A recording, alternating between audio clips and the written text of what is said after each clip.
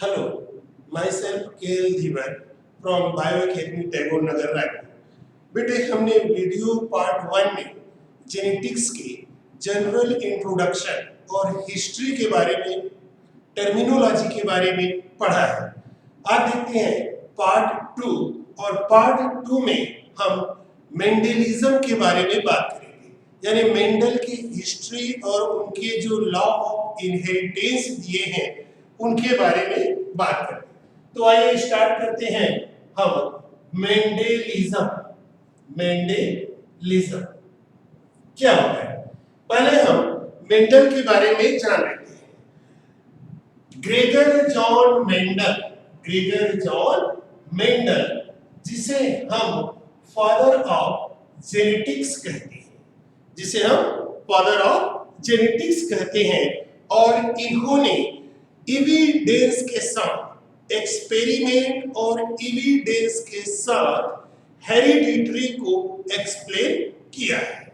ठीक, इसके पहले जितने भी साइंटिस्ट हुए उन्होंने एक्सपेरिमेंट और एविडेंस देने में फेल हो गए। ठीक, तो ग्रेगर जॉन मेंडल को हम फादर ऑफ जेनेटिक्स कहते हैं। ग्रेगर जॉन मेंडल का जो बर्थ है 22 जुलाई, ठीक है, 1822 को ऑस्ट्रिया में एक गार्डनर फैमिली में हुआ है। ग्रेगर जॉन मेंडल का बर्थ 22 जुलाई 1822 को ऑस्ट्रिया के किसके बेटे, गार्डनर, ठीक है, गार्डनर फैमिली में हुआ है, यानी एक माली परिवार में हुआ है। ठीक, मेंडल द्वारा हेरिडिटरी की खोज एक हम मिरेकल से कम नहीं कर सकते। जैसे लॉ ऑफ न्यूटन ने ग्रेविटेशन की लॉ खोज की है, ठीक उसी प्रकार मेंडल का भी जो हेरिडिटरी का खोज है सेम है। क्या है कि मेंडल बचपन में अपने फादर के साथ गार्डन जाया करते थे, और आपको मालूम है कि गार्डनर जो है गार्डन्स में फ्लावर्स, प्लांट्स की देखभाल के साथ साथ कटिंग, ग्राफ्टिंग, लेयरिंग यानी वेजिटेटिव प्रोपोगेशन भी करते हैं। तो मेंडल के फादर जब कटिंग एक्सपेरिमेंट ऑपरेट कर रहे थे गार्डन में, तो मेंडल ने पूछा कि फादर आप क्या कर रहे हैं? तो उसके फादर का जवाब है कि जैसे इस ट्रिम को, कटे हुए ट्रिम के हम प्लांटेशन करते हैं, तो इससे वैसे ही पौधा बनेगा जिस प्रकार इसका पेरेंट प्लांट है। और यही बात है जो मेंडल के दिमाग में पेनिट्रेट कर गया, यानी एक मात्र छोटे ट्रिम से कंप्लीट प्लांट का फॉर्मेशन, वो भी उसी के जैसे, ये मेंडल को पेनिट्रेट कर गया।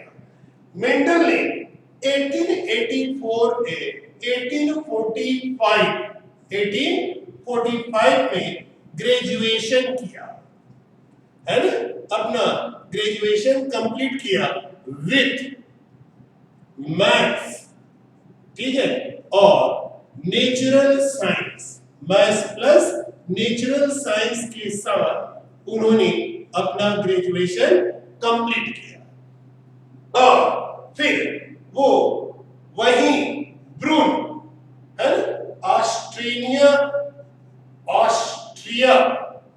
के ही ब्रून मठ, ठीक है, चर्च में एज ए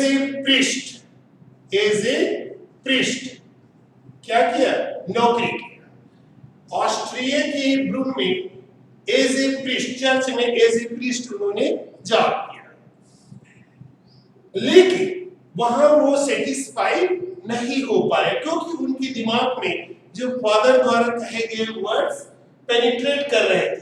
तो कुछ समय के लिए उन्होंने चर्च छोड़ दिया और स्कूलों में एज ए टीचर ज्वाइन कर लिया, लेकिन वहां भी उसको सेटिस्फैक्शन नहीं मिला, स्कूल भी छोड़ दिया। फिर वो अपने ऑस्ट्रिया के ही चर्च में फिर वापस आ गया और लगातार 9 वर्षों तक for 9 years, ठीक है, दैट इज फ्रॉम 1856 से लेकर 1865, ये 9 वर्षों तक उन्होंने कौन सा हाइब्रिडाइजेशन एक्सपेरिमेंट कंडक्ट किया। कहां पर कंडक्ट किया? गार्डन पी प्लांट में अपना हाइब्रिडाइजेशन एक्सपेरिमेंट 9 वर्षों तक लगातार किया। गार्डन पी यानी पाइसम सेटाइवम, इस पर कार्य किया। पाइसम सेटाइवम एक डिप्लॉयड प्लांट है जिसमें 2n = 14 क्रोमोसोम होता है, ठीक। और फाइनली, ठीक है, इन्होंने कौन सा एक्सपेरिमेंट किया? प्लांट हाइब्रिडाइजेशन, और फाइनली ही गॉट सक्सीड, अंततः उसको सफलता प्राप्त हो गया। और उन्होंने अपने द्वारा जो भी एक्सपेरिमेंट किए गए हैं उसका फर्स्ट पब्लिकेशन पहली बार उन्होंने पब्लिश कराया। और कहां कराया? उसी चर्च से निकलने वाली, ठीक है, रिलीजियस मैगजीन में पब्लिश कराया। कब? 1866 में, ठीक है, पहली बार उन्होंने अपने वर्क को पब्लिश कराया। उस रिलीजियस मैगजीन का जो नाम था the natural history of society, ठीक है, एट ब्रूल। इस रिलीजियस मैगजीन में मेंडल का वर्क पब्लिश हुआ अंडर द टाइटल क्या था? Plant hybridisation. ये मेंडल के वर्क का पहली बार पब्लिकेशन हुआ था। लेकिन अनफॉर्चुनेटली उस समय किसी भी व्यक्ति ने मेंडल के द्वारा किए गए इस महानतम खोज की ओर ध्यान नहीं दिया, ठीक। और फाइनली मेंडल का जो डेथ हो गया वो है 1884 में उसका डेथ हो गया। ये वही 1884 है जब ग्राम स्टेनिंग टेक्निक की ग्राम स्टेनिंग टेक्निक, बैक्टीरिया के लिए ग्राम स्टेनिंग टेक्निक की खोज किया गया। तो मेंडल की इस महत्तम खोज दब गया सर। फिर 1900, ठीक है, इन 1900 3 साइंटिस्ट है ना, ह्यूगो डिवरीज, शेरमार्क और कॉरेंस, इन तीनों ने मेंडल को रीडिस्कवर किया। इन 1900 3 साइंटिस्ट, ठीक है, रीडिस्कवर द मेंडल। अब वो 3 साइंटिस्ट कौन कौन से थे? 3 साइंटिस्ट से पहले ह्यूगो डिवरीज थी, ठीक, जिसे हम फादर ऑफ म्यूटेशन कहते हैं। दूसरा था शेरमार्क, ठीक है, और तीसरा, पहला ह्यूगो डिवरीज, दूसरा है शेरमार्क, ठीक, और तीसरा है कॉरेंस है, ठीक है। इन तीनों ने मेंडल की पुनर्खोज की। कैसे? ये देखते हैं। ये तीनों साइंटिस्ट, ठीक है, ह्यूगो डिवरीज कहां के थे? हॉलैंड के थे, ठीक। शेरमार्क वही ऑस्ट्रिया के ही थे, ठीक, जबकि कॉरेंस ये जर्मनी के थे, ठीक है। ह्यूगो डिवरीज जो हॉलैंड के थे ये अपना जेनेटिकल एक्सपेरिमेंट किस पर काम कर रहे थे? ओइनोथेरा लेमार्कियाना, लेमार्कियाना, या जिसे हम इवनिंग प्रिमरोज कहते हैं, इस पर कार्य कर रहे थे। ये जो है, ठीक है, ये जो है मेनी फ्लावर्स, बहुत सारे फ्लावर्स पर काम कर रहे थे, जबकि कॉरिन्स जो है मक्के पर काम कर रहे थे, मैज पर काम कर रहे थे। तो एक्चुअल में हुआ क्या है कि ये तीनों साइंटिस्ट ह्यूगो डेविड शेरमान और कॉरिन्स इंडिपेंडेंटली अपने कंट्री में जेनेटिक्स पर कार्य कर रहे थे, और 1900 में इनको वही रिजल्ट मिला जिसे मेंडल 34 साल पहले 34 ईयर बिफोर प्राप्त कर चुका था। ठीक है, तो इन्होंने मेंडल की जो डिस्कवरी था उसको बाहर किया और 1901 में उसको रीपब्लिश किया। क्या किया? रीपब्लिश किया। ठीक है, और इस समय मेंडल का वर्क जो सेकेंड टाइम पब्लिकेशन हुआ था वो कहां था? जर्नल में पब्लिश हुआ था, और वो जर्नल था फ्लोरा।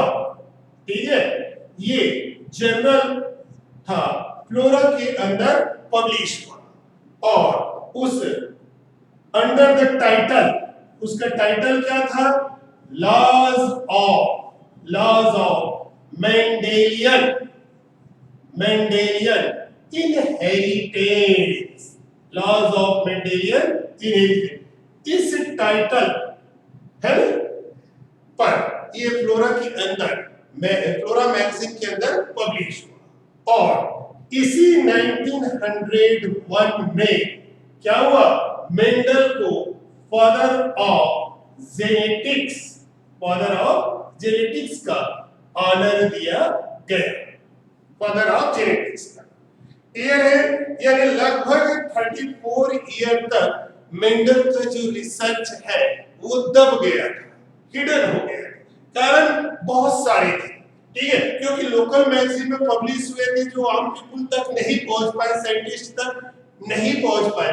लेकिन जब जर्नल में प्रकाशित हुआ तो सभी जो साइंटिस्ट है के पास पहुंचे, उन्होंने रियलाइज किया कि हाँ, मेंडल के द्वारा जो किए गए रिसर्च है वो सही है। ये था मेंडल की हिस्ट्री के बारे में। अब आते हैं यहां पर हम बेटे लॉज ऑफ मेंडेलियन इनहेरिटेंस।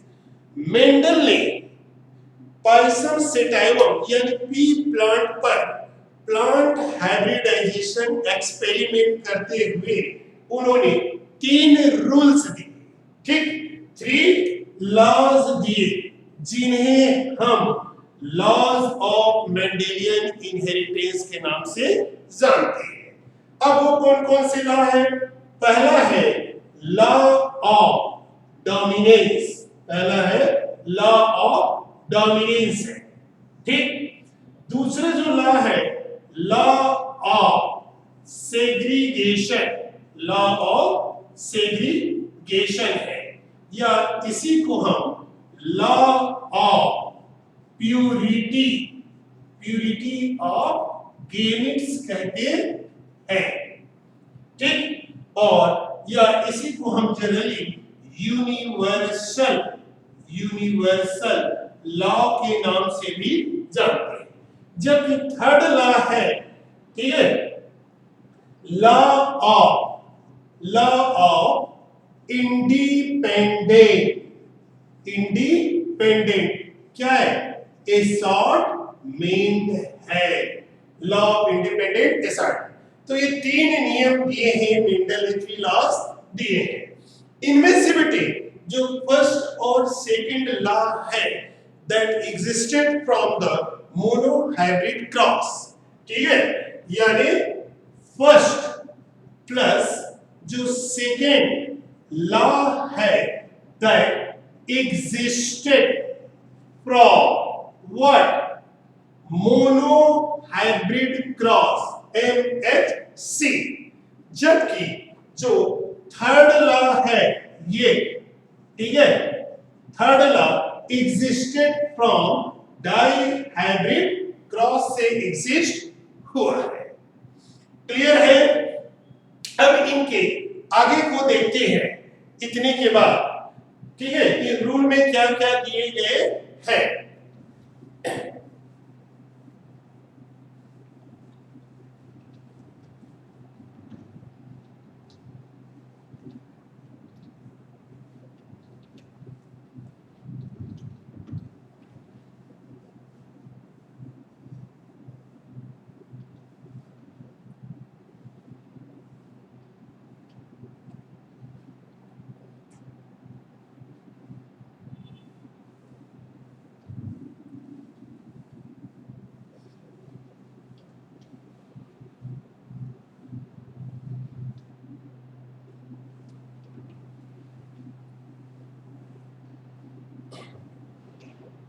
चलिए चलते हैं मेंडल के 3 लॉज। तो मेंडल के द्वारा जो 3 लॉज दिए गए हैं उनमें से तीनों लॉ के ड्रॉबैक भी है, ड्रॉबैक भी है। तो पहले आते हैं हम लॉ ऑफ, ठीक है, law of dominance, law of dominance के बारे में बात करें।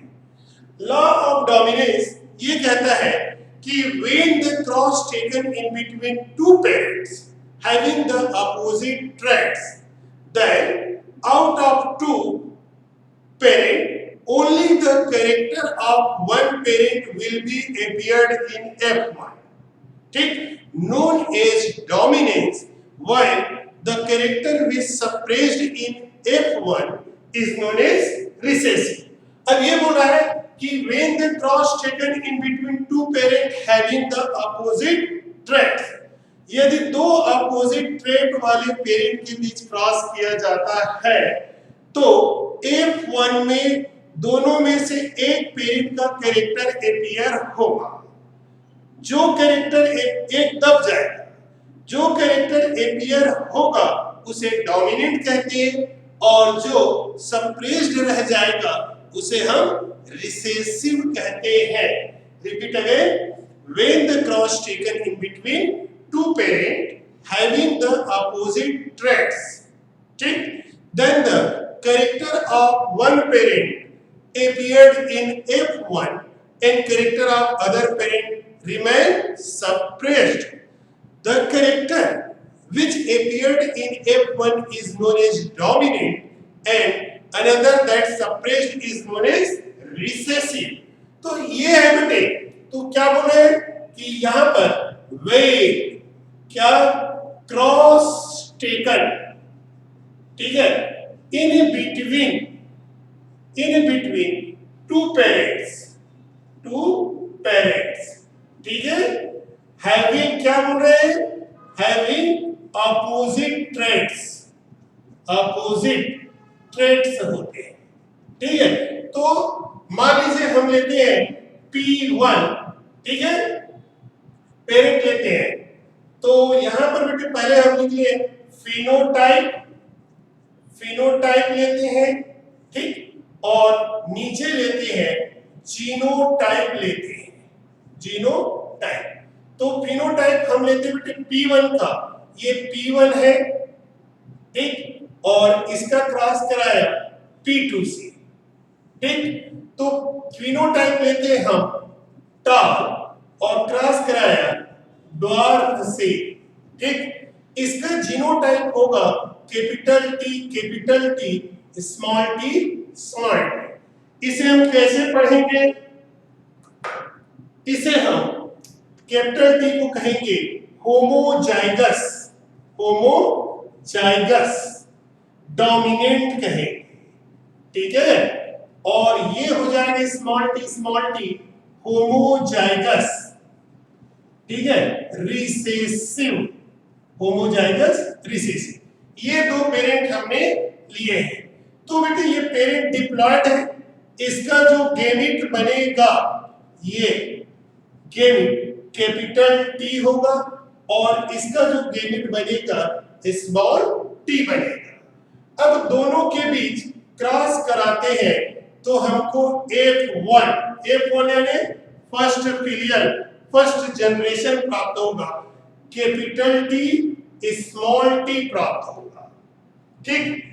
और इसका जो फिनोटाइप होगा क्या होगा, टाल होगा, और इसका जीनोटाइप होगा व्हाट, हेटेरोजाइगस हो जाएगा, हेटेरोजाइगस हो जाएगा। अब देखिए इस F1 में दोनों में से एक पेरेंट का कैरेक्टर अपीयर हुआ है, और कौन सा कैरेक्टर अपीयर हुआ है, डोमिनेंट कैरेक्टर अपीयर हुआ है, ठीक। और इस डोमिनेंट कैरेक्टर को हम, ठीक, ये जो डोमिनेंट कैरेक्टर टाल अपीयर हुआ है ये डोमिनेंट हुआ, और जो कैरेक्टर सप्रेस्ड होगा यानी ड्वार्फ ये रिसेसिव कैरेक्टर कहलाएगा।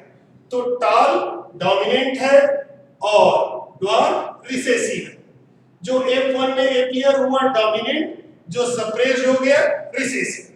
तो ये कही गई ये बोल रहे। अब आते हैं रूल में, क्या बोल रहे थे कि जब दो अपोजिट ट्रेट वाले पेरेंट के बीच क्रॉस कराया जाता है, जब दो अपोजिट ट्रेट वाले पेरेंट के बीच क्रॉस कराया जाता है तो F1 में एक पेरेंट का कैरेक्टर अपीयर होगा, ठीक, उसे डोमिनेंट, और जो दब गया उसे रिसेसिव। तो देखो टाल और ड्वार्फ में से F1 में कौन अपीयर हुआ, टाल, इसलिए टाल डोमिनेंट है और ड्वार्फ जो सप्रेस हो गया वो रिसेसिव है। यही फर्स्ट लॉ है। और यदि इसका F2 निकाले तो इसके लिए हमको सेल्फ पॉलिनेशन क्या कराना पड़ेगा, सेल्फ पॉलिनेशन कराते हैं, यानी मेल भी यही इसी का गेमेट और फीमेल भी। इसके लिए हम चेकर बोर्ड या पुनेट स्क्वायर का उपयोग करते हैं, ठीक। अगर मोनोहाइब्रिड क्रॉस है तो चेकर बोर्ड में 4 ब्लॉक बनेंगे, और डाई हाइब्रिड क्रॉस है तो 16 ब्लॉक बनेंगे, ट्राई हाइब्रिड क्रॉस है तो 64 ब्लॉक्स बनेंगे। आइए चलते इसका चेकर बोर्ड है या जिसे हम पुनेट स्क्वायर कहते हैं F2 के लिए निकालते हैं। तो F2 के लिए जो चेकर बोर्ड बनेगा बेटे वो इस प्रकार बनाना है आपको, ये इस प्रकार ये चेकर बोर्ड बन गया, ठीक। अब इसमें किसके लिए बना रहे हैं, F2 के। मैंने पिछले पार्ट 1 वीडियो में भी कहा बेटे कि कोई भी जीनोटाइप या फिनोटाइप रेशियो का कैलकुलेशन हम F2 F3 से करते हैं, F1 से नहीं करते हैं। तो यहां पर हम गेमिट बनाते हैं ये कैपिटल टी स्मॉल, इधर बनेगा मेल गेमिट रहेंगे और इधर रहेंगे फीमेल गेमिट। इसी का male gamete capital T small T, capital T small T, ये गेमिट हुआ। तो इसको जोड़ते हैं हम, कैपिटल टी, ठीक, कैपिटल टी स्मॉल टी, फिर कैपिटल टी स्मॉल टी और स्मॉल टी स्मॉल टी। कभी भी बेटे कैपिटल को पहले लिखना है, स्मॉल को बाद में, ऐसे नहीं कि कैपिटल किया है और स्मॉल टी यहाँ है, कैपिटल टी इधर आ रहा है तो पहले स्मॉल टी को लिखें, नहीं, कैपिटल टी हमेशा पहले लिखना है और स्मॉल को बाद में। अब इसका जीनोटाइप, इसका ये देखते हैं, क्या देखते हैं, फिनोटाइप देखें, फिनोटाइप, ठीक, देखते हैं। तो ये क्या हो जाएगा बेटा, टाल होगा, ये भी टाल होगा, ये भी टाल होगा, ठीक। और ये क्या, ड्वार्फ हो जाएंगे। तो हमको फिनोटाइप मिला टाल रेशियो ड्वार्फ मिला। टाल कितना मिला 3, ड्वार्फ कितना मिला 1, यानी हमारा रिजल्ट क्या मिला, फिनोटाइप F2 का 3:1 रेशियो प्राप्त हुआ। मोनोहाइब्रिड क्रॉस के लिए हमको F2 का फिनोटाइप रेशियो 3:1 प्राप्त हुआ है। इसी प्रकार इसका हम जीनोटाइप रेशियो निकालते हैं, ठीक। और जीनोटाइप के लिए क्या मिलेगा आपको जीनोटाइप? कैपिटल टी, ठीक, ratio capital T, ratio small T. ये अब कैपिटल टी कितना मिला है हमको? 1, कैपिटल टी स्मॉल टी 2 और स्मॉल टी 1। अब यहां पर ये मत कहना कि ये भी टॉल है, ये भी टॉल है। तो टॉल जो वर्ड है वो फिनोटाइप है, ठीक। हम डिस्कस करें जीनोटाइप, यानी ये क्या है? ये है होमोजाइगस डोमिनेंट है। ये क्या है?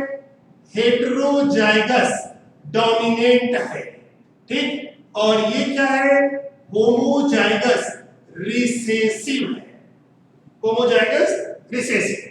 तो ये रिजल्ट हमको प्राप्त हुआ। और मैंने पहले ही बोला था बेटे कि पहले पार्ट वीडियो में कि ये जो रेशियो है, ठीक है, इसका कैलकुलेशन, जीनोटाइप का कैलकुलेशन, ठीक है भाई, हमको मालूम है जीनोटाइप और फिनोटाइप कैलकुलेशन के लिए हमने वो फार्मूला दिया था 2 टू द पावर n और 3 टू द पावर n। तो यहां पर देखिए बेटे,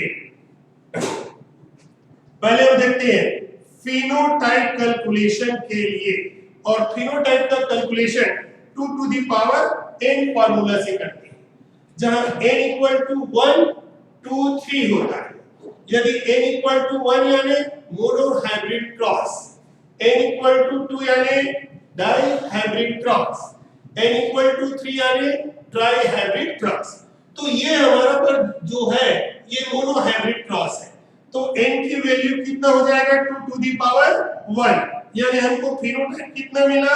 2, ठीक। अब देखो दो फिनोटाइप मिले क्या?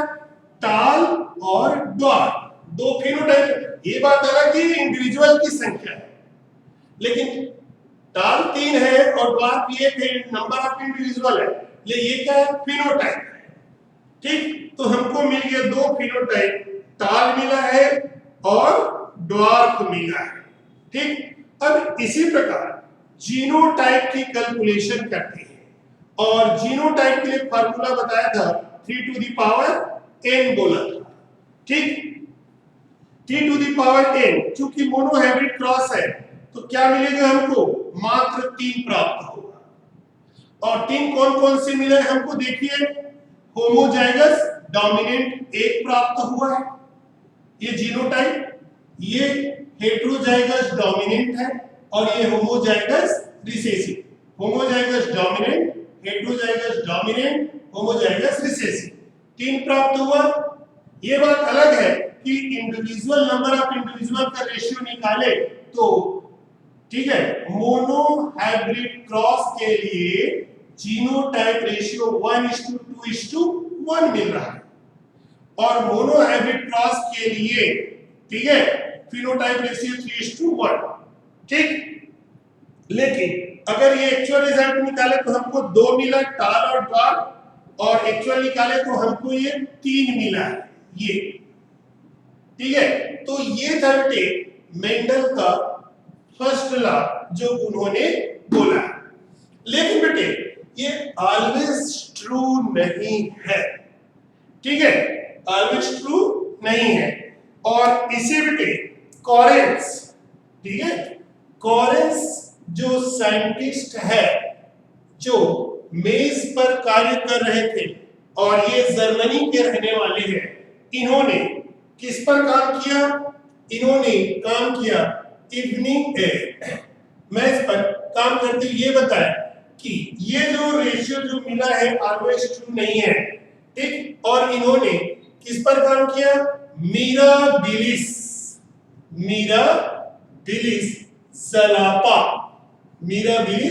ज़लापा प्लांट पर काम किया, जिसे हम 4O क्लॉक प्लांट भी कहते हैं। मिराबिलिस ज़लापा को क्या बोलते हैं? 4O क्लॉक प्लांट कहते हैं, ठीक। और इसके रिजल्ट क्रॉस करने के बाद रिजल्ट जो प्राप्त, उसके आधार पर कॉरेंस ने क्या दिया है? लॉ ऑफ इनकम्प्लीट डोमिनेंस दिया है, लॉ ऑफ इनकम्प्लीट डोमिनेंस दिया है, ठीक है, जिसे हम critical critical appreciation critical appreciation of first law भी कहते हैं। रिमेंबर मेंडल ने जो फिनोटाइप का रिजल्ट दिया है 3:1, जीनोटाइप का रिजल्ट दिया 1:2:1, इस है ना, ये रिजल्ट जो मिला है ये ऑलवेज ट्रू नहीं है।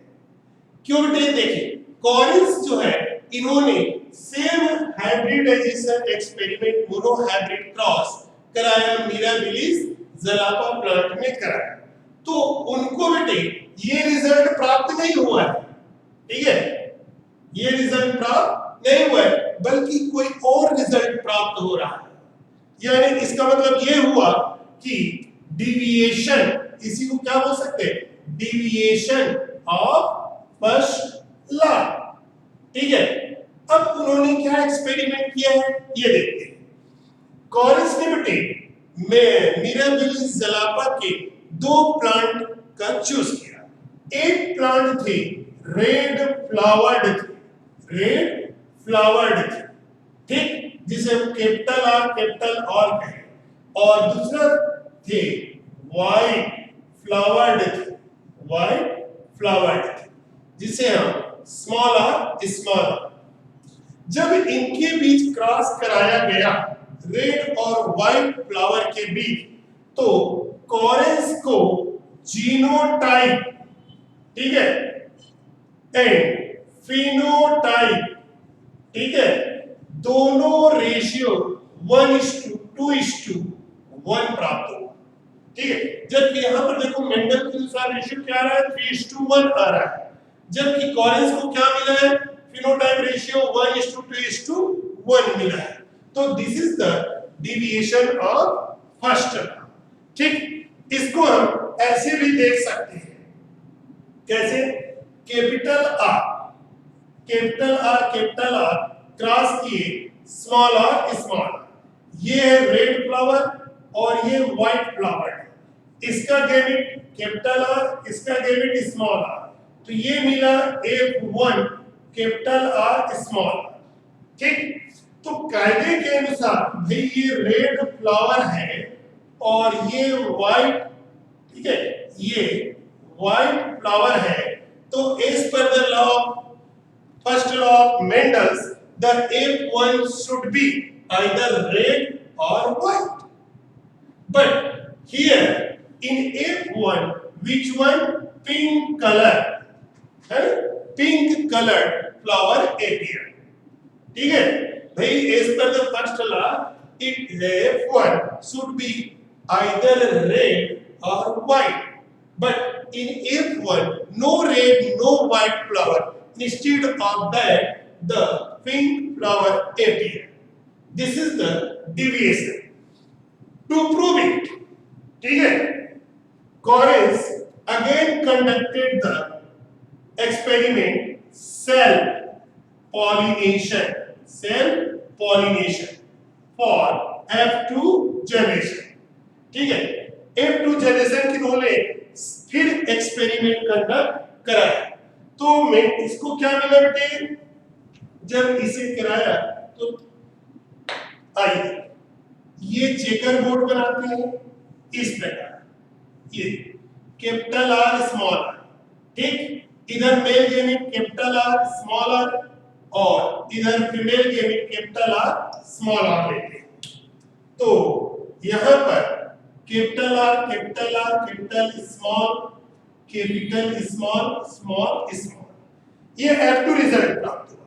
तो ये तो कैपिटल आर जो होमोजाइगस डोमिनेंट है ये तो रेड मिला, ठीक, और ये हेटेरोजाइगस डोमिनेंट है, ये पिंक, हेटेरोजाइगस डोमिनेंट ये पिंक हुआ, और ये होमोजाइगस रिसेसिव क्या मिला, व्हाइट मिला। और यदि अब इसका जीनोटाइप और फिनोटाइप रेशियो निकालिए, क्या मिलता है, इसका जीनोटाइप, फिनोटाइप क्या हो जाएगा, इसका फिनोटाइप हो जाएगा, ठीक है, 3 मिलेंगे हमको, रेशियो पिंक, रेशियो व्हाइट। ठीक है, तो हमको रेड कितना मिला? एक, पिंक 2 और व्हाइट 1 मिला। ठीक, और इसी का यदि हम जीनोटाइप देखते हैं, जीनोटाइप, ठीक है, तो जीनोटाइप में होमोजाइगस डोमिनेंट 1, हेटेरोजाइगस डोमिनेंट 2 और होमोजाइगस रिसेसिव 1 प्राप्त होगा। तो ये जो फिनोटाइप रेशियो में डिविएशन मिल रहा है, ठीक है, मेंडल के फर्स्ट लॉ से डिफरेंट है ये रिजल्ट। इसीलिए ये जो है क्या कहलाता है? लॉ ऑफ इनकम्प्लीट डोमिनेंस या critical appreciation of first law या डिविएशन ऑफ फर्स्ट लॉ। क्या है लॉ के पॉइंट? ये देखिए कॉरेंस क्या कहता है, या लॉ ऑफ इनकम्प्लीट डोमिनेंस है क्या? सुनिए, it is not necessary that, it is not necessary that in F1, ठीक है, always the character of either parent will be appear. It is not necessary that the character of either parent will be appeared in F1. Instead of that, some other character may be appeared. Some other character may be appeared due to failurity of dominance gene. Due to failurity of dominance gene. This is known as law of incomplete dominance. Hindi में समझ लीजिए, यह जरूरी नहीं है कि F1 में दोनों पेरेंट में से किसी एक का कैरेक्टर एपियर हो। यह जरूरी नहीं है कि F1 में दोनों में से किसी एक पेरेंट का कैरेक्टर एपियर हो, बल्कि अन्य कैरेक्टर भी एपियर हो सकता है। ठीक, कारण ये जो डोमिनेंट जीन है ये अपने आप को कंप्लीट डोमिनेंस शो नहीं कर पाता है, यानी 100% डोमिनेंस शो करना चाहिए था, तो हो सकता है ये 30, 40, 50% अपने आप को डोमिनेंस शो कर रहा है। ठीक, और उसी का नतीजा है ये सम अदर कलर यानी इंटरमीडिएट। ये जो F1 में अपीयर हुआ है पिंक कलर, इसे क्या बोलते हो? इंटरमीडिएट, इंटरमीडिएट कैरेक्टर कहते हैं। क्लियर है?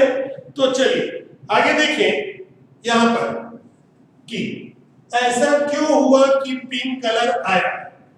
F1 में पिंक कलर या जो अनदर कैरेक्टर अपीयर हुआ है उसे हम इंटरमीडिएट कैरेक्टर कहते हैं, और वो due to failure of dominant gene है। ठीक है,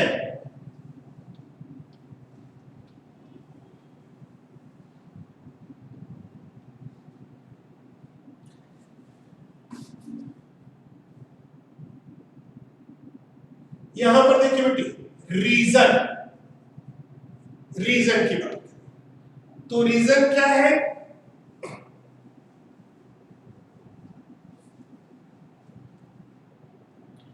रीजन ये बेटे कि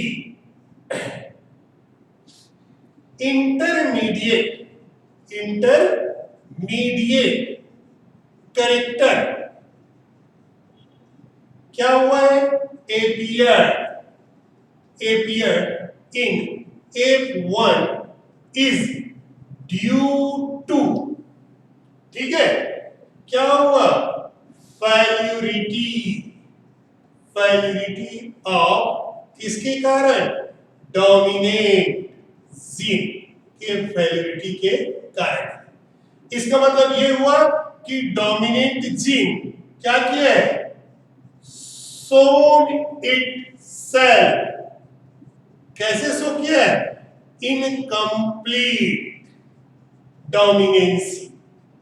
ये क्लियर है? तो ये हुआ बेटे फर्स्ट मेंडल का। और ऐसा नहीं है कि ये चीज मिराबिलिस बस में मिलता है और अदर प्लांट में नहीं मिलता। ये चीज स्नेप ड्रैगन या जिसे हम एंटीरिनम या डॉग फ्लावर कहते हैं उनके लीफ में भी देखने को मिलता है।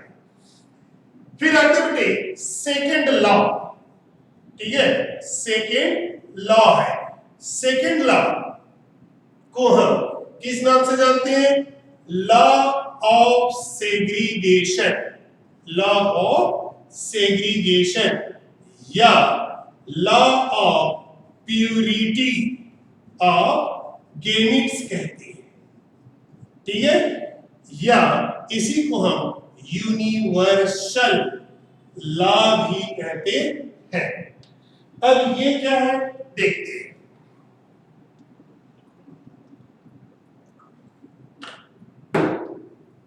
अब ये क्या कहता है? लॉ ऑफ सेग्रीगेशन, ठीक है। इन F1 और हेट्रोजाइगस, इन F1 और हेट्रोजाइगस, ठीक है, gene of two opposite trait present together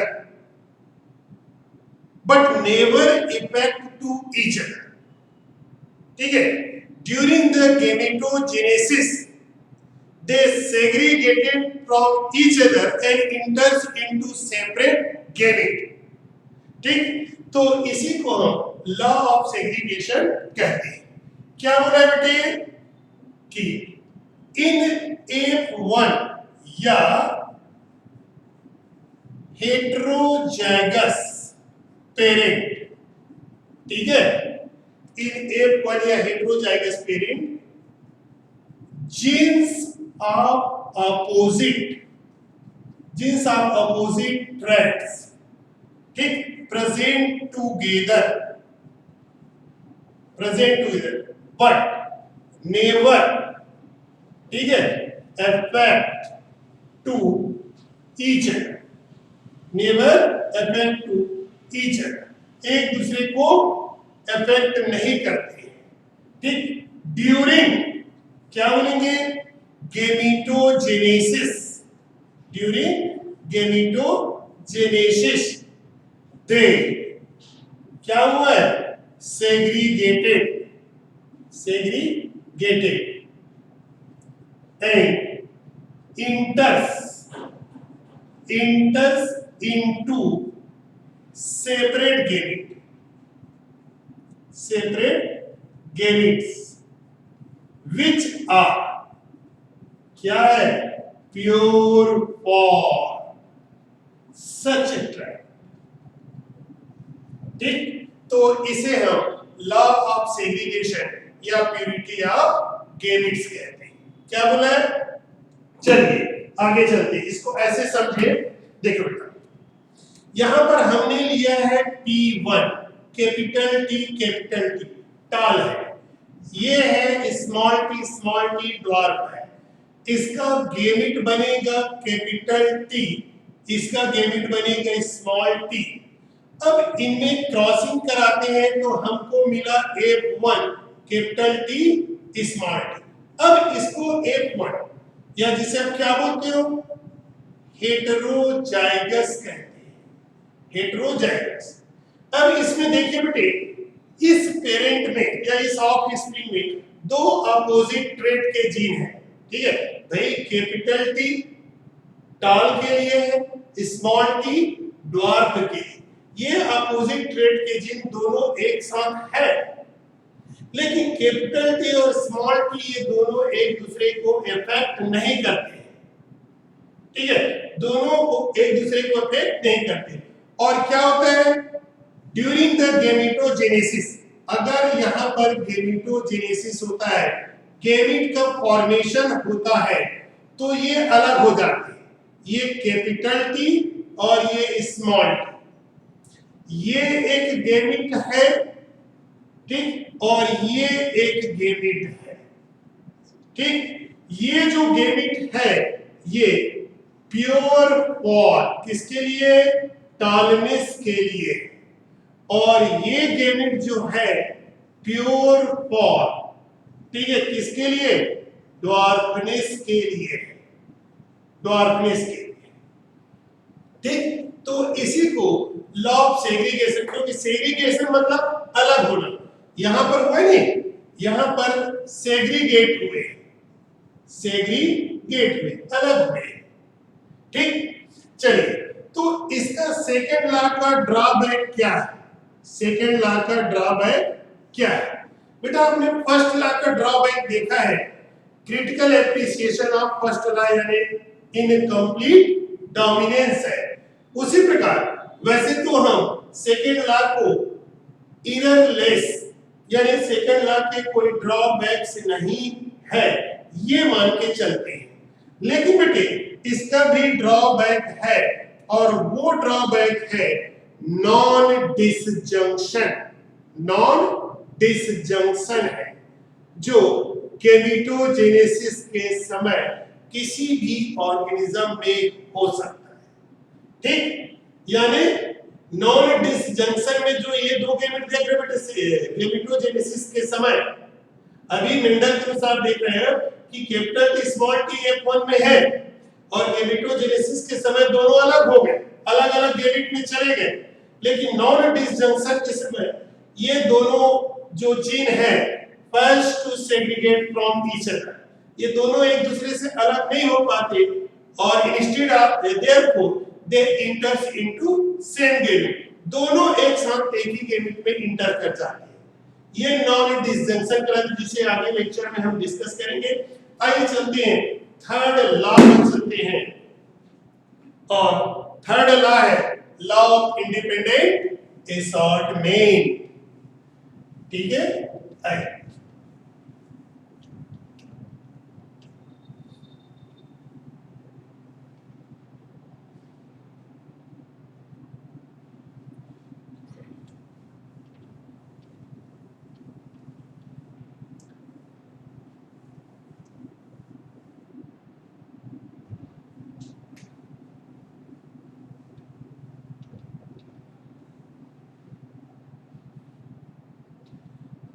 तो चलते बेटे, ये है थर्ड लॉ।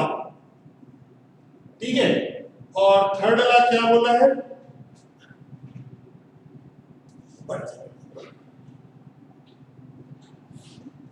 Third law.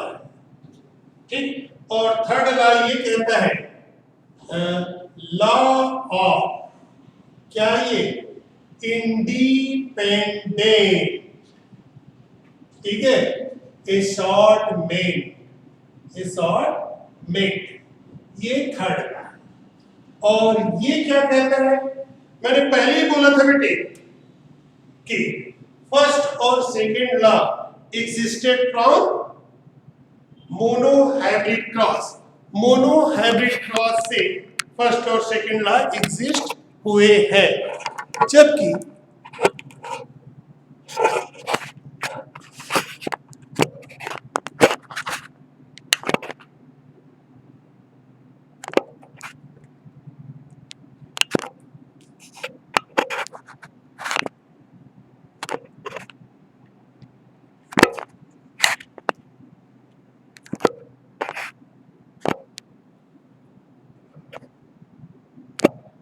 जबकि थर्ड लॉ है ये डायहाइब्रिड क्रॉस से एग्जिस्ट हुआ है। अब ये जो लॉ ऑफ इंडिपेंडेंट असॉर्टमेंट क्या कहता है ये देखिए, ये कहता है कि jeans of two or more character, genes of two or more character present together in a parent they never be found in linked state. ठीक, ये कह रहा है कि jeans of two or more character, अब ट्रेट नहीं आ रहा यहां पर, jeans of two or more character present together, ठीक है, in a parent, genes of two or more character present together in a parent they never never be found in linked state, never be found in linked state। ठीक, that is they assert themselves generation, generation to generation. कैसे? Independently, independent. ये है third law. यानी किसी parent में to or more character के genes present है, character के, ट्रेड्स नहीं, कैरेक्टर। तो किसी पेरेंट में टू और मोर कैरेक्टर के जीन्स यदि है तो वो आपस में जुड़े हुए नहीं होते हैं और ये इंडिपेंडेंटली, स्वतंत्र रूप से एक जनरेशन से दूसरे जनरेशन ट्रांसफर होते रहते हैं। इसी को हम इंडिपेंडेंट असॉर्टमेंट कहते हैं। अब इसके लिए हम लेते हैं दो कैरेक्टर लेते हैं। जैसे मटर का दो कैरेक्टर लेते हैं। पहला है this is the flower colour, flower colour लेते हैं, ठीक। और इसके दो अपोजिट ट्रेड क्या होगा? एक है पर्पल है और दूसरा है व्हाइट, ठीक है। पर्पल लेते हैं कैपिटल जी से, या ऐसे लेते हैं पॉड कलर ले लेते हैं, पॉड कलर। मटर के फली कलर यहां पर लेते हैं ग्रीन, कैपिटल जी और दूसरा है येलो, ये रिसेसिव है, स्मॉल जी स्मॉल। इसी प्रकार दूसरा लेते हैं सीड, शेप लेते हैं, सीड शेप है राउंड, कैपिटल आर और दूसरा लेते हैं रिंकल, यानी स्मॉल और स्मॉल। अब यहां पर दो पेरेंट लेते हैं जिनके बीच हम क्रॉस कराते हैं। मान लीजिए P1 लेते हैं हम, ये P1 और इधर P2। तो इसका जो फिनोटाइप लेते हैं पहले, ठीक है, कौन से लेते हैं? ये और ये इस प्रकार, यानी लेते हैं ग्रीन राउंड लेते हैं, ठीक। और इधर लेते हैं this is the yellow wrinkled लेते हैं, येलो रिंकल्ड। ग्रीन राउंड यानी इसका जीनोटाइप क्या हो जाएगा? इसका जीनोटाइप होगा capital G capital R capital. Cross क्या है? Small G small R small. ये क्या है बेटा? होमोजाइगस डोमिनेंट है और ये क्या है? होमोजाइगस रिसेसिव है, ठीक। तो इनका गेमिट क्या बनेगा? इनका गेमिट बनेगा कैपिटल जी, एक यहां से लेना है और एक यहां से, कैपिटल जी कैपिटल आर। और यहां भी एक ये और एक ये लेते हैं, स्मॉल जी स्मॉल आर, ठीक है। तो ये हमने लिया, ठीक। तो कैपिटल जी ये गेमिट है, इनके बीच क्रॉस होता है तो हमको क्या मिला? F1 कैपिटल जी, ठीक है, small G capital R small. जी और जी को पहले लेना है, ऐसे नहीं पहले कैपिटल में तो कैपिटल जी और कैपिटल आर पहले ले लें। कैपिटल एक कैरेक्टर पहले लेना है फिर दूसरे कैरेक्टर, एक कैरेक्टर पहले लेना है फिर दूसरे कैरेक्टर। तो पहले कैरेक्टर के कैपिटल पहले और स्मॉल बाद, और दूसरे कैरेक्टर के कैपिटल पहले और स्मॉल बाद। तो ये हमको F1 प्राप्त हुआ है। फिनोटाइप क्या होगा? ये होगा ग्रीन, ठीक है, राउंड होगा, ठीक। और ये है क्या? हेटेरोजाइगस है, ठीक। अब इसका हम बेटे आगे देखते हैं, F2 निकालते हैं। तो F2 में क्या मिलता है?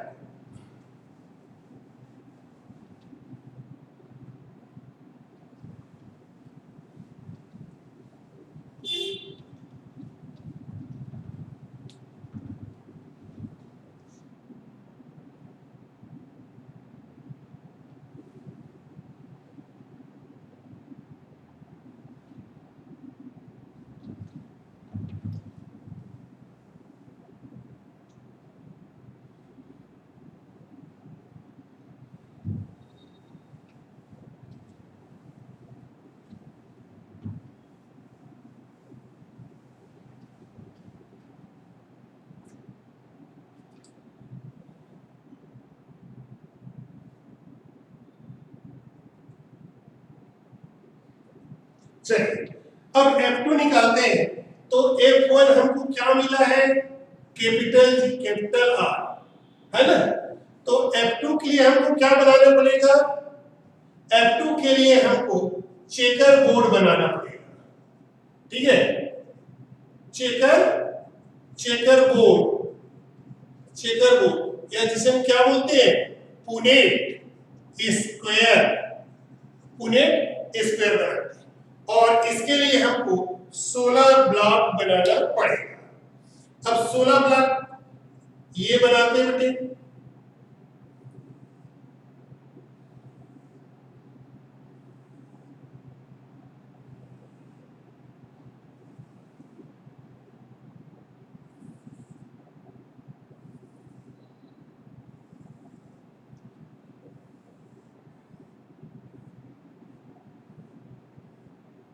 ये ठीक।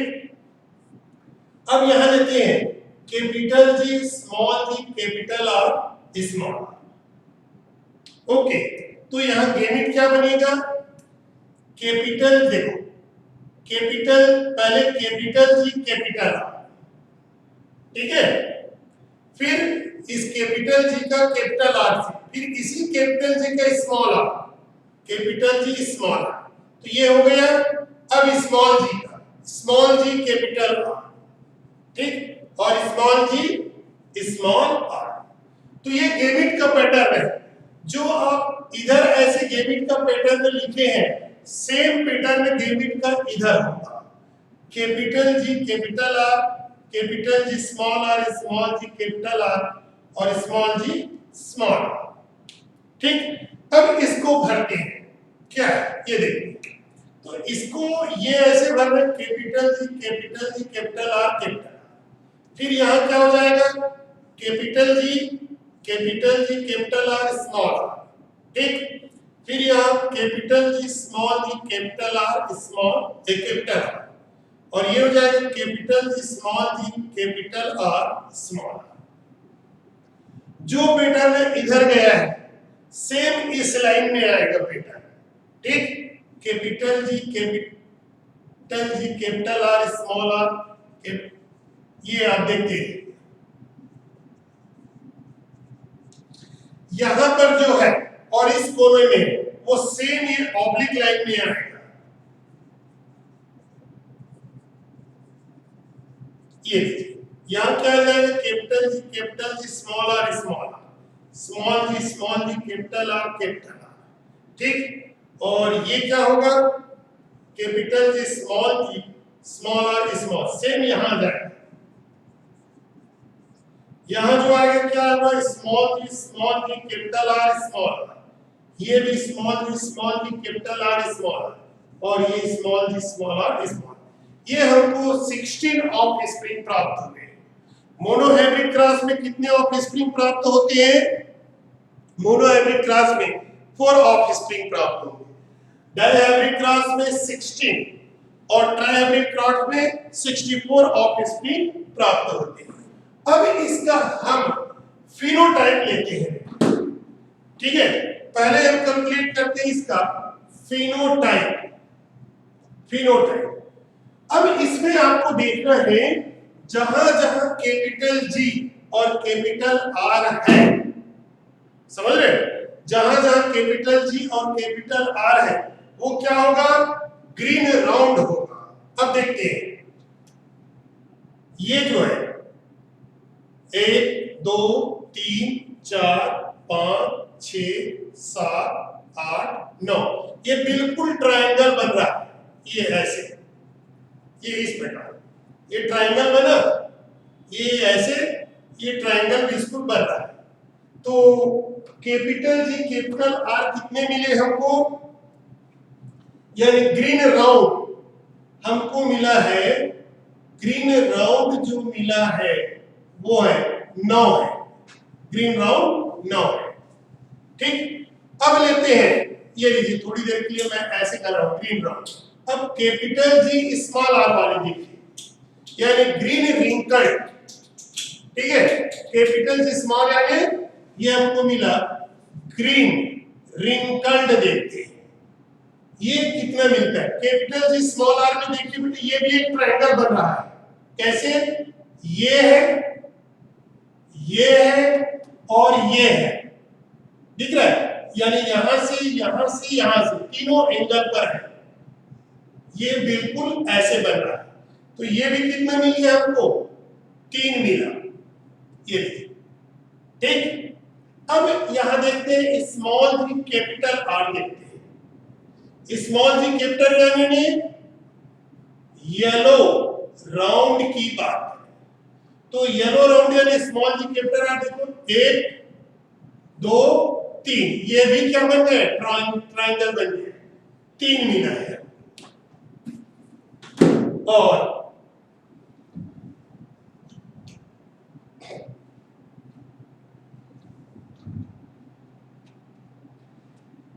स्मॉल जी स्मॉल आर यानी दिस इज द येलो, ठीक है। और ये रिंकल्ड की बात करें तो ये हमको कितना मिल गया? 1 प्राप्त। यानी ये हुआ बेटे डाई हाइब्रिड क्रॉस, ठीक है। F2 रेशियो, F2 कौन सा बेटे? Phenotype ratio, F2 phenotype ratio for dihybrid cross is, क्या मिला आपको? 9:3:3:1 प्राप्त हुआ है। और इसी का हम जीनोटाइप रेशियो निकालते हैं। जीनोटाइप रेशियो, तो जीनोटाइप रेशियो क्या मिलेगा हमको? ये कोड याद रखिए, 12 24 12 12 1, यानी 1:2, ये 1:2, 2:2, 2:4, 4:1, 1:2, ये बेटा हमको रेशियो प्राप्त हुआ। ये देखिए, ठीक है, ये मिलेगा। इसको कैसे मिलेगा ये देखते हैं निकाल के।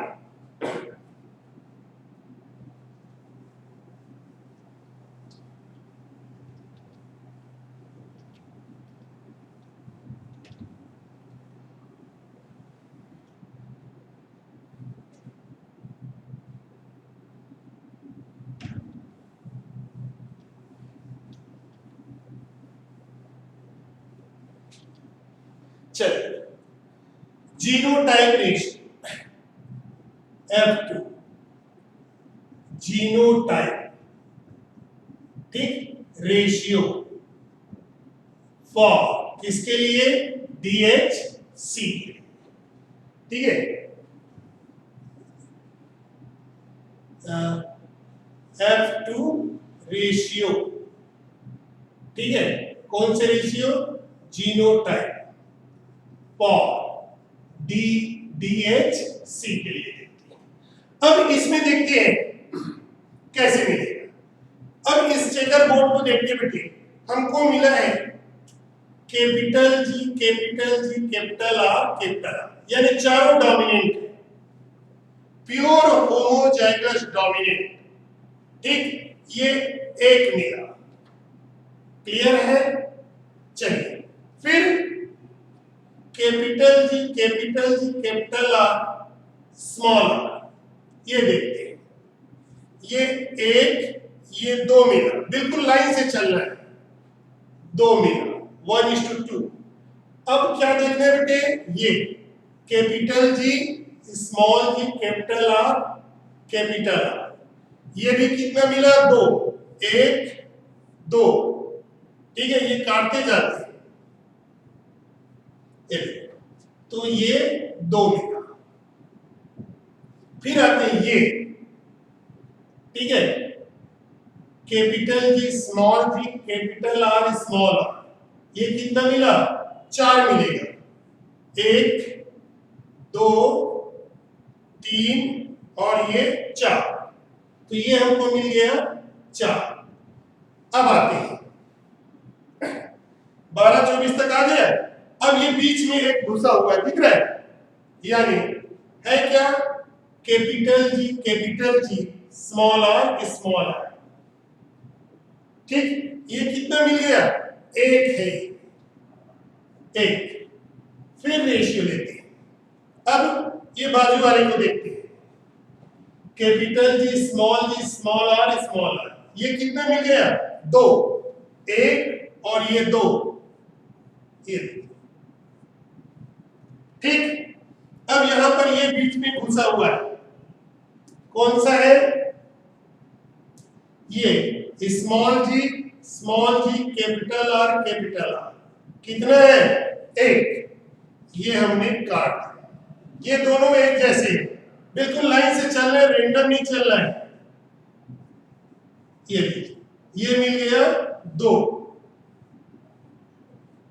ये, और उसके बाद स्मॉल आर, ये मिला एक। अब खुद देखिए रेशियो क्या मिल रहा है आपको, 12 24 12 12 1, 12 24 12 12 1। ये डायहाइब्रिड क्रॉस के लिए F2 का जीनोटाइप रेशियो है, जबकि मोनोहाइब्रिड क्रॉस के लिए F2 का जीनोटाइप रेशियो क्या है, 1:2:1। उसी प्रकार फिनोटाइप डायहाइब्रिड क्रॉस के लिए जो F2 फिनोटाइप रेशियो है 9:3:3:1 है, ठीक। जबकि मोनोहाइब्रिड क्रॉस के लिए F2 फिनो है, मोनोहाइब्रिड क्रॉस के लिए F2 का फिनोटाइप रेशियो क्या है, 3:1 था। ये है बेटे मेंडल का थर्ड लॉ। क्या बोले थे, क्या लिखे थे आप, मैंने वहां पर लिखा है कि jeans of 2 or more character, ठीक है, present together in F1, they never be found in linked state, they sort themselves generation to generation, ठीक। यानी 2 or more कैरेक्टर के जीन F1 में प्रेजेंट रहते हैं, ये कभी भी लिंक्ड स्टेट में नहीं होते, और ये independently generation to generation transfer होते हैं। अब यहां पर देखो बेटे, दो जीन्स है, दो कैरेक्टर के जीन है, एक कैपिटल जी है, क्या ये पॉड कलर का जीन है, और दूसरा क्या है, कैपिटल आर है, ठीक है। ये कौन सा है भाई, पॉड कलर के जीन, ऐसे ले ले, कैपिटल जी के लिए या स्मॉल जी के लिए, ये पॉड कलर के जीन है। इसी प्रकार कैपिटल आर या स्मॉल आर के लिए ये सीड सेप है, ठीक है। पॉड मतलब फल, आपने देखा मटर के फल ऐसे होते हैं नहीं, ये तो इसका रंग की बात करें, और शेप ये क्या है, राउंड है, और ये क्या है, रिंकल्ड है, सिकुड़े। तो ये ग्रीन कलर का होता है, डोमिनेंट है, अगर येलो कलर मिला तो रिसेसिव, और सीड क्या है, ये राउंड है और ये रिंकल्ड है, पिचका हुआ है। तो दो अलग अलग कैरेक्टर के जीन है, ये दोनों अलग अलग कैरेक्टर के जीन कहां पर है, F1 में है नहीं भाई, हमने F1 बनाया था नहीं, capital G small G capital R small R, ये F1 है। तो दो अलग अलग कैरेक्टर के जीन F1 में है, एक पॉड कलर और दूसरा सीड से। ये दोनों आपस में लिंक्ड नहीं है, यानी जी और आर आपस में लिंक्ड नहीं है, ये दोनों एक दूसरे से इंडिपेंडेंट है, ठीक। और इंडिपेंडेंटली ही ये जनरेशन टू जनरेशन ट्रांसफर होते हैं। देख सकते हो हर जगह, यहां देखो, ये वाला एग्जांपल देखो, कैपिटल जी स्मॉल आर, यानी कैपिटल जी से क्या भाई, आपने पेरेंट क्या लिया था, capital G capital R, small G small R. ये देखिए कैपिटल जी और कैपिटल आर ये आपस में लिंक्ड नहीं है, जुड़े हुए नहीं है। उसी प्रकार स्मॉल जी स्मॉल आर आपस में लिंक्ड नहीं है, ठीक। अगर लिंक्ड रहते तो फिर ये कहां से मिलता है, कैपिटल जी स्मॉल आर अलग हो गए, और यहां पर भी देखिए अलग हो गए, ठीक। तो ये बेटे मेंडल का सेकंड लॉ, और मेंडल के सेकेंड लॉ का ड्रॉबैक है, ठीक है, ड्रॉबैक ऑफ सेकेंड लॉ का ड्रॉबैक कौन सा है? लिंकेज है, ठीक, लिंकेज, जिसकी खोज किसने की है? टीएच मॉर्गन ने किया है, टीएच मॉर्गन ने किया है। कहां पर? फ्रूट फ्लाई, ठीक है, फ्रूट फ्लाई, क्या नाम है? ड्रोसोफिला मिलेनो गेस्टर में की है। तो ये था बेटे मेंडलिज्म, यानी मेंडल के बारे में हिस्ट्री और उनके द्वारा दिए गए 3 लॉज, ठीक। अब पार्ट 3 में हम, है ना, लिंकेज के बारे में डिस्कस करेंगे, ठीक, ओके।